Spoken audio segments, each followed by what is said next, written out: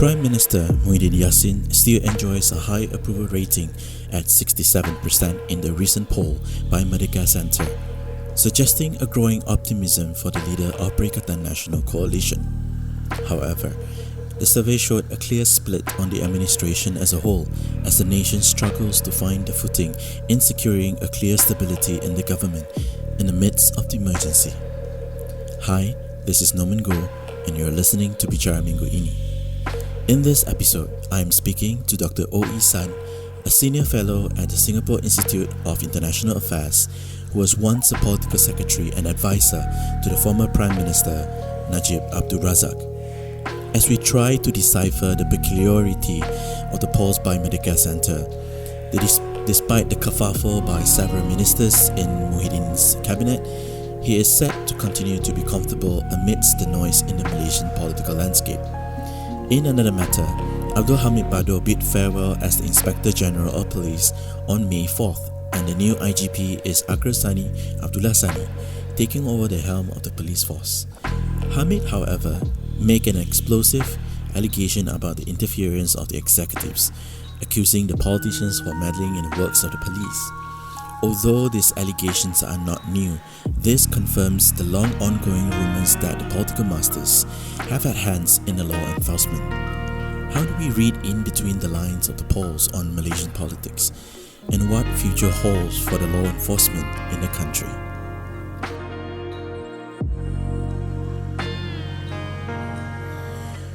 Alright, thank you for joining me in today's recording of an episode for Bicara Minggu Ini. So, the recent new polls published by Merdeka Center on Prime Minister Muhyiddin Yassin, his approval rating was actually very high, above 60%. That's right. And the direction of current administration for that, the approval rating, it's very different. So you can see these two different kind of approval rating. So despite the kerfuffle over the past few months, right, how does this translate the mood of Malaysians at the moment? Well, I think number one, it translates into a very lost mood, shall we say. I think Malaysians in general quite lost in directions, both politically as well as socio-economically, not to mention in terms of the pandemic and various other such challenges. I think Muhyiddin is going on with his, traditionally rather low-key type of political persona and personality, and thereby a lot of people are willing to cut him some slack. It actually reminds me of the Abdullah Badawi prime ministership, whereby similarly Abdullah Badawi did not quite put himself out at the forefront of his government. Muhyiddin similarly only came out to do some pronouncements, usually over television, every month or 2 months or so. And thereby there's not really a lot of his points to be criticized about. This is of course in stark contrast with shall we say, more high-key political personalities such as Anwar and such as even Dr. Mahathir, who from time to time would off the cuff make some, from his perspective, interesting remarks, but which typically would invite a lot of either praises or criticisms. So I think Muhyiddin, in a sense, benefited from his deliberate choice to remain low-key during his administration so far. And number two, the other numbers also show that indeed Malaysians nowadays felt rather lost in the political, socio-economic, as well as, shall we say, even pathological or pandemic directions. We don't know when the pandemic is going to ever end, and we have a very scant idea as to whether the economic would eventually revive.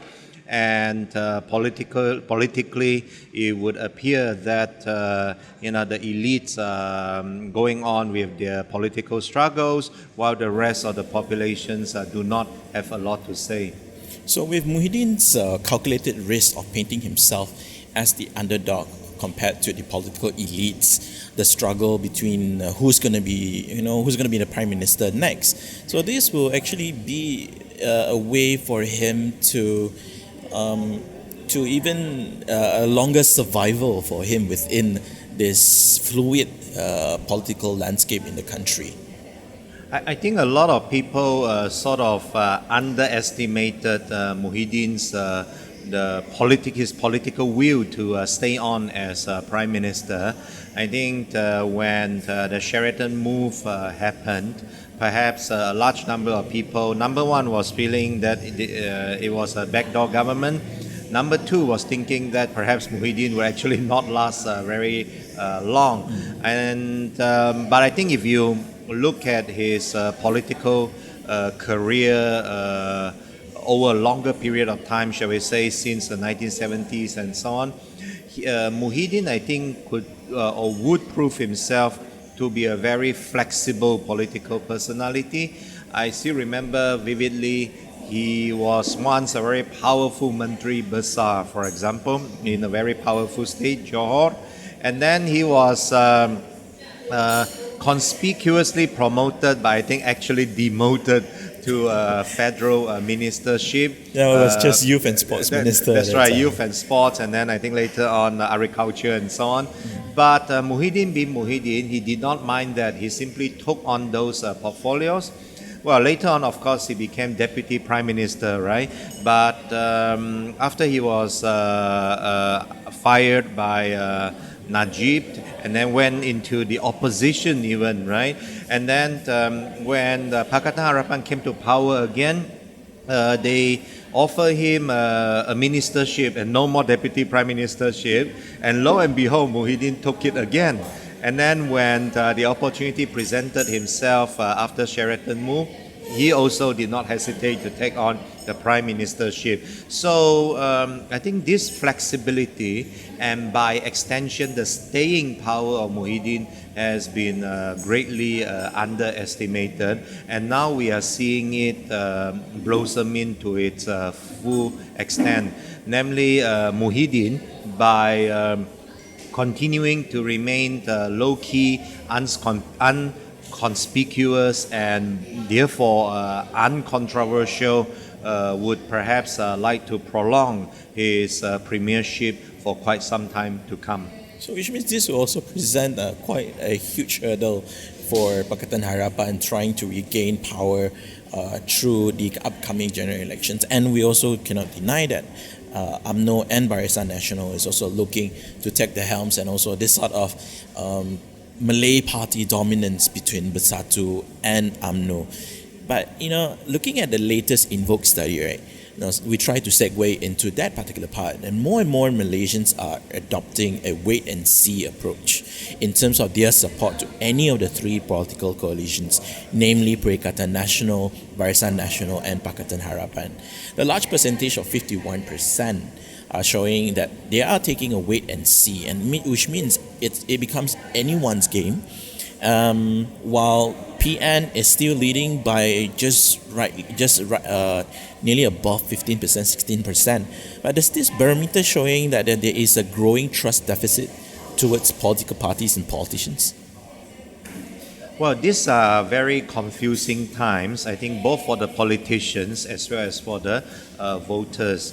In a sense, sort of disintegration of UMNO over the last few years into Bersatu, as well as various other, shall we say, splinter parties or factions of setups, would mean that, for example, most likely in the coming general election, there's no one single party or one single coalition which is likely to command an outright majority, shall we say, on the night of the general election, right? So that would necessitate some sort of renewed permutation and combination, new setup of political alliances. You have, for example, very strange bedfellows. For example, off the head, I could think of possibility of UMNO even teaming up with DAP, which UMNO has disliked for a longest period of and this exemplified in Perak. Yeah, and that was vividly, of course, testified in Perak with some sort of so-called confidence and supply agreement between UMNO and DAP, right? And so far, apparently, it worked quite well. So I think similarly, the voters are also quite confused. They would, of course, most of them vote for their traditional party of choice, be it DAP, be it UMNO, be it PKR, and so on. But of course, they will also have to, in a sense, wait and see to see their favorite party would actually eventually team up with whichever other party or faction which they may or may not like. So I think they are proceeding very, very cautiously in not declaring at this point their outright preference or support for any single party, so that these parties would not felt like they could aggrandize themselves and thereby later on going on to join some coalitions which their original supporters may or may not like. Yeah. So we can also see that it is not a right way to overgeneralize the electorals being too simplistic, but in fact they are becoming more and more sophisticated in how they are becoming more opportunistic in electing the elected representatives to the parliament or even the state assemblies. But interestingly, how would this affect the towards the electoral system, the trend and how people will vote? Do you think the turnout of voters will be a lot higher in the upcoming general election, or we would expect the usual suspects where the civil service, the retirees are the ones who will be consistently coming out to vote?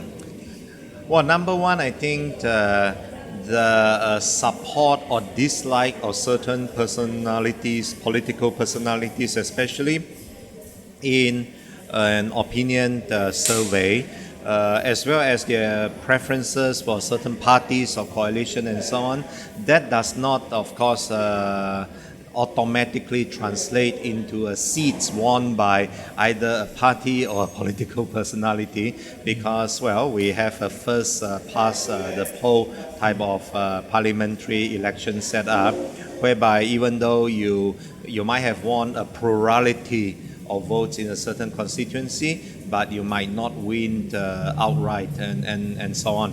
So I think these are also, shall we say, transitioning times, whereby both politicians are voters, in a sense are educating themselves how to adapt to these new sort of political realities, whereby no one single party or coalition is likely to command outright majority. So during this, shall we say, educational process, sometimes, you would see that both politicians are, in a sense, making bets, but also voters, they are sort of placing their political bets with one party or another, with one coalition or another, so that hopefully they could derive maximum, shall we say, self-interest from all these political struggles that are going on.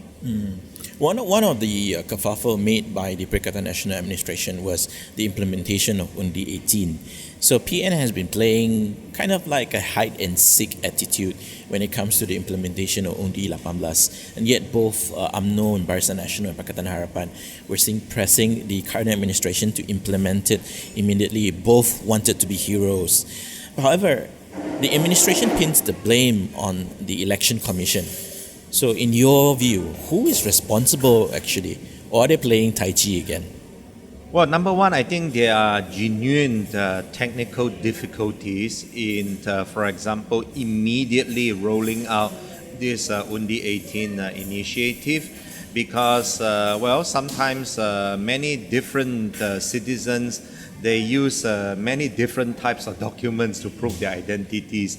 Even in my home state of Sabah, you encounter this problem. So I do in a sense, sympathize with the election commission that they have to standardize all sorts of citizens and potential voters' identities. But that being said, I think, of course, if there's a political will, this process could be pushed through much faster with more resources, including even simple things such as laptops and computers, right? Or computing powers being devoted to overcoming this.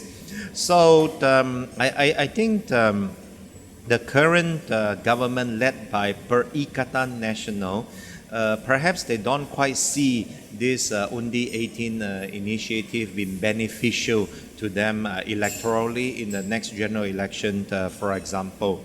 I think both Pakatan Harapan and Barisan Nasional, even though Barisan is part of the government, both of these coalitions see that Undi 18 could potentially sort of derive more and younger voters to vote for their coalition. Whereas I think Perikatan Nasional perhaps at this point do not quite see that. In fact, Perikatan Nasional I think would still be struggling to get number one, recognition, and number two, to get more grassroots support, not to mention adding in this sort of new and, shall we say, untested elements of younger voters. Yeah. So the younger voters, what we call as the youth factor, they are expected to come out strongly to vote, or are we expecting the youth of today charting a new political landscape in Malaysia, which means pushing the established political parties to change? Okay. Well, I think in the next general election, you would perhaps see a lower voter turnout in general, and that has been reflected, for example, somewhat in the various opinion surveys, which show people being lost, being confused. Even by-elections. That's right, and by-elections also, and perhaps not so keen in coming out to vote in the next general election. Now, as to the youth votes in particular, I think you would actually see those younger voters coming out to vote perhaps more proactively for either UMNO or PAS, namely the Islamist party. And that is because I think UMNO and PAS, they have a lot of very powerful mobilization machinery on the ground, which could, for simple things such as transport those voters to come out to vote, be there more advanced in age or the younger even voters. their communication strategy is even far more effective. And you could see, for example, UMNO's communication strategy has been almost specifically targeting the much younger generation. Even with slogans such as Boss School and so on, these are very much youth oriented. Now, I think on the Pakatan side, I think they suffer from the, shall we say, a huge misunderstanding.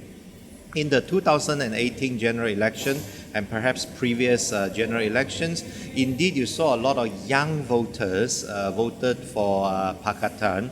But these so-called young voters actually are not so young. Typically, we are talking about people in their mid to late 20s and also throughout their 30s. So I think Pakatan side conveniently extrapolated this to include those who are, shall we say, 21 or 18 years old.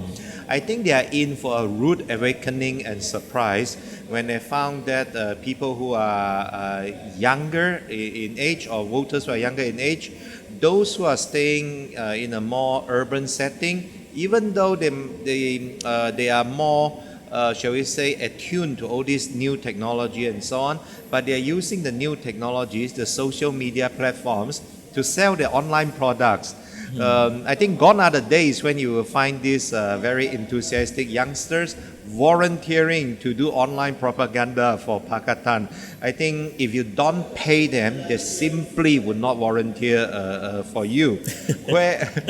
Whereas the 18 years old who support UMNO and PAS, they could be mobilized more easily and more readily by UMNO and PAS. Yeah. Because they have sufficient financial war chest That's right right. there.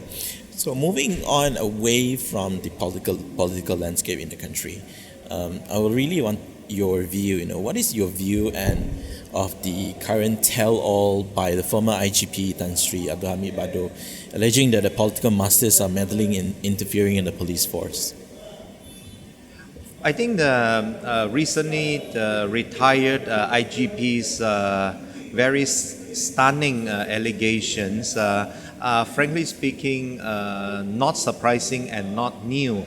I think if we take them at face value, it simply confirms a lot of what a lot of people have been suspecting all these years, that there could be some form or another of political interference in not only the police but the runnings of various other law enforcement agencies as well.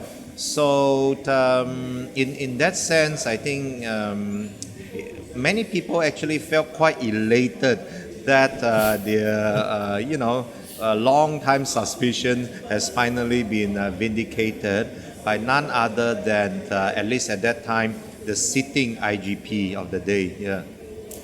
So why did he make such expose as well as alleging the Home Minister Hamzah Zainuddin's attempt to put his boys to lead the special branch? Well, number one, of course, I think there would have been some sort of personality differences between the former IGP and the Minister of Home Affairs.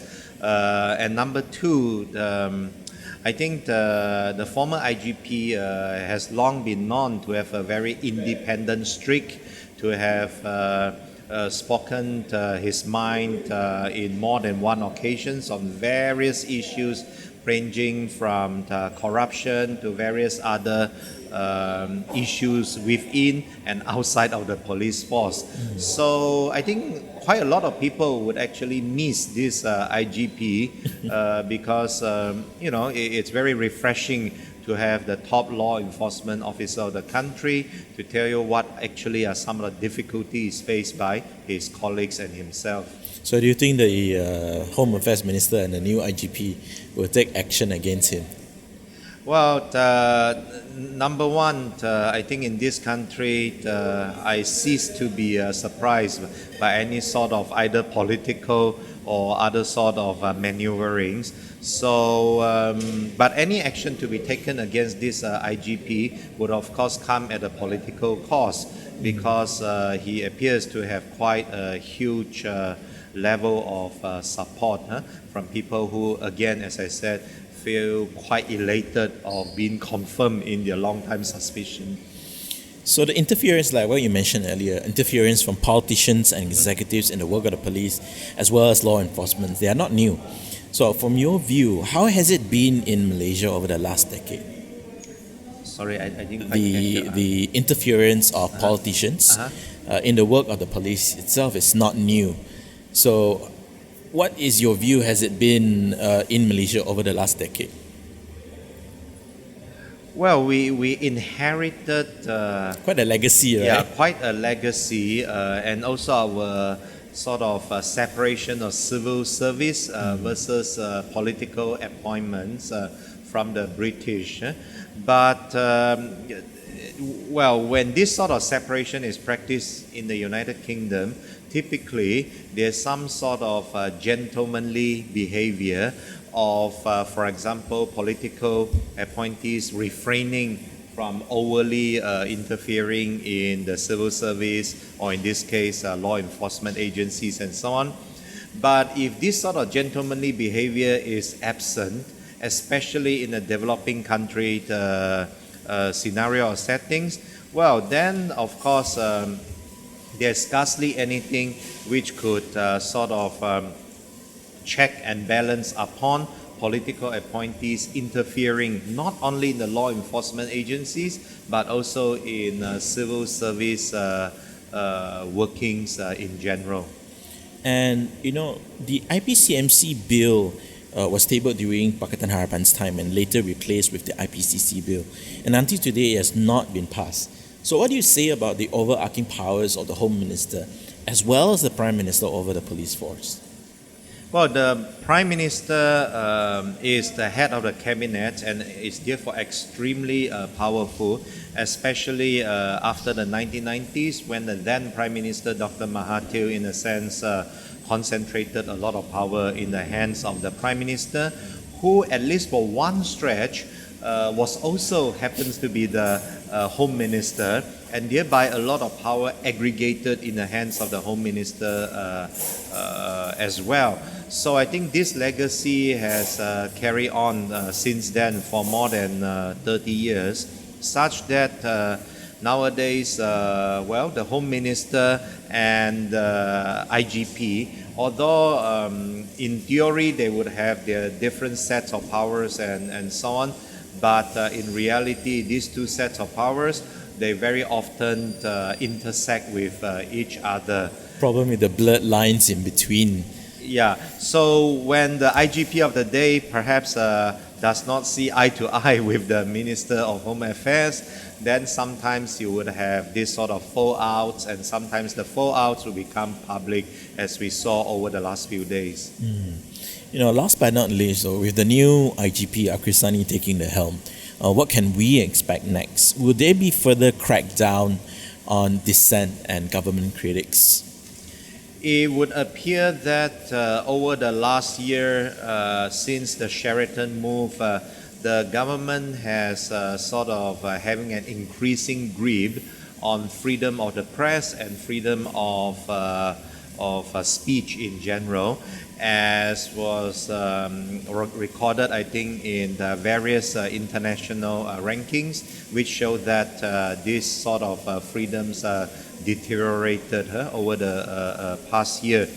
I think this trend would continue as long as the government is not confident as to its continued hold on power, because the easiest thing to do is to crack down on those who are criticizing the government and so on. And for example, there was even one proclamation during the emergency, such that, for example, any criticism of the emergency has been political, for example, could land you in some sort of trouble, right? So I think we would be seeing this sort of gradual curtailment of the freedom of speech as well as of the press, as long as this government is trying desperately to hold on to power. That really sums up quite a bleak looking forward of what's going to happen in Malaysia. And thank you so much for sharing your thoughts with us on Bicara Thank you. Thank you so much. Listen to the full podcast of Bicara Minggu Ini on Spotify, Anchor, and Google Podcasts. Follow me on Twitter at I'mNonGo for the latest updates on current affairs and stories.